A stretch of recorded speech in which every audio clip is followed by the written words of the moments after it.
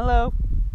Look where we are. We're at the what's called Facebook Hill, but then Facebook started censoring the No Dapple movement, so we changed it to Media Hill. And we're at the former Ocheti Shakowing camp, and there's beautiful flowers everywhere, and the birds are chirping. It's June 23rd, 2018, about a year and 4 months after they dragged us out of the camp and we all had to leave. But I just want to let people know that this land is still here. Probably a lot of people watching this will have a lot of memories here. A lot of memories of incredibly magical things occurring. They called it Camp Magic because you could need a hammer and then you'd walk a few steps and a hammer would show up. So many beautiful relationships were spawned here. So many beautiful dreams transpired here. And today, even now, I see so many ways that Standing Rock and the movement that we generated here with our prayers is still affecting our lives. Like, this is just one story, but a couple days ago we had my friend Brian come to a Sundance ceremony where we were dancing and fasting for 4 days. And he's of this nation, he's Lakota, but he had never been able to come back home and do his ceremonies. And if I never would have met him at this camp, he never would have come. And he was deeply moved by that ceremony that we went to, and he finally came home. And just to think that that's one of probably a million billion things that happened all because of this movement. So I just keep thinking about how Standing Rock changed the world forever, changed my world forever, and really brought about a consciousness and understanding, like my sister Lyncia said, of our own beauty as Indigenous peoples and our own ability to stand up and say that this is not right. What's happening to our land, what's happening to our people. But anyways, I thought I would read a poem while we're here, because I think that it's time to start talking about the issues that occur in our communities. This one's about the boarding schools. A stolen generation taken to the train station for child incarceration disguised as education. Boarding school blues got the future looking hopeless. Spiritual wounds manifesting as tuberculosis. They said it was misbehaving for us to just be native. We were whipped and flogged naked for speaking our sacred language. Change their names, cut their hair, until there is nobody there inside of these little children to feel or even care. Designed by army generals to destroy our ethnicity, enforcing child labor just to keep the schools functioning. A Kiowa child gets a mouthful of lye soap for speaking his mother's tongue and representing his tribe. As a culture, we thrived. Our nations were organized. Why couldn't they see we were already civilized? They came into our camps, children stolen, women ravaged, and still somehow they managed to label our people savage. Bewildering our senses in a faraway land, not so much a school, but a military camp. Crying late at night, so full of fear and sorrow. Some refused food, they'd rather die than see tomorrow.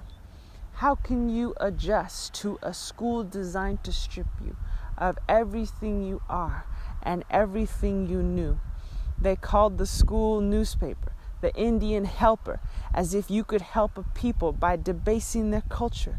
But we are bouncing back. As a nation, we are older, finally taking time to remember what was stolen. America, face your past so we can build a better future. Colonization is the wound and recognition is the suture. I'm the 7th generation. I'm forgiving my abuser. I'm indigenous, keeper of the future. Rising up as one to heal the broken hoop. So please, teachers of all nations, don't be afraid to teach the truth.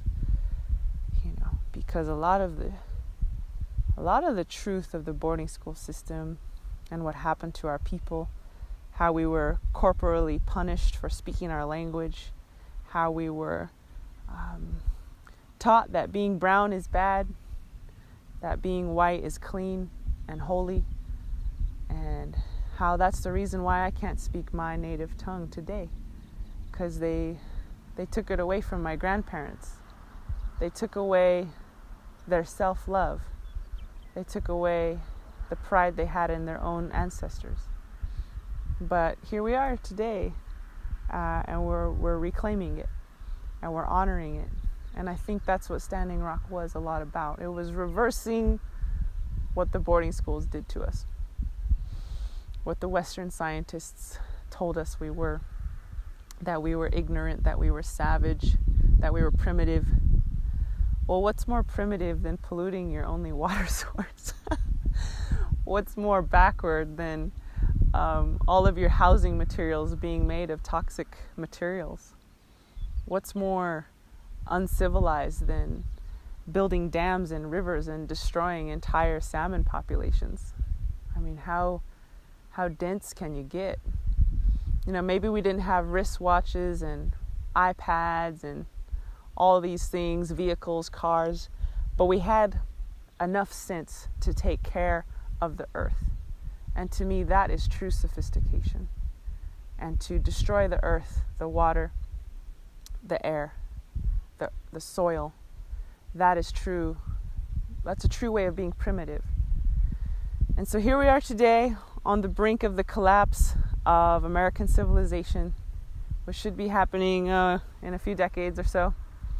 And I want everyone to remember that the people here at Standing Rock tried to give a message to the world that what we've been doing is not going to work, and that what we've been doing and we've glorified and put on a pedestal as the most advanced way to live on the earth is nothing more than a short-sighted, fleeting American dream, and that we're going to step up as warriors, as the seventh generation, to bring an alternative way of living.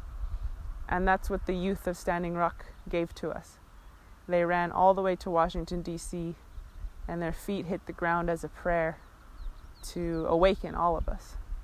And they started a global movement. So please remember to heed that message in your everyday life as much as we possibly can, and break free from this system of capitalism that has enslaved all of us to convenience. It's very similar to a domestic violence situation where the abuser buys the victim a car and a credit card and gives the victim a shelter, a place to stay, because then it can control the person being controlled, the person being abused, because they need the abuser. But we don't need the abuser anymore. We can break free. We can generate our own food systems. We can take care of our own water systems. We can rebuild the soil. We can create a way of living, a mode of living that is much more sustainable than what we've seen in past years. And so just wanted to give everyone a look. I know I've been sitting at home in New Mexico wondering, I wonder what the campground looks like. Well, this is what it looks like. It's gorgeous. You know, the Bismarck Tribune and the PR companies designed to make us look like horrible people said that we trashed the place, that we left trash everywhere. But look at this. There's nothing but beauty here. And we left this place in a good way. And there's so much beautiful plants and animals still enjoying it. There's Turtle Island way over there. And those sacred sites. And, you know, that pipeline may have gone through, but it went through illegally. And it went through after this oil company poured probably billions of dollars, and the various states around poured billions of dollars into stopping us. So, you know, they didn't go down easy.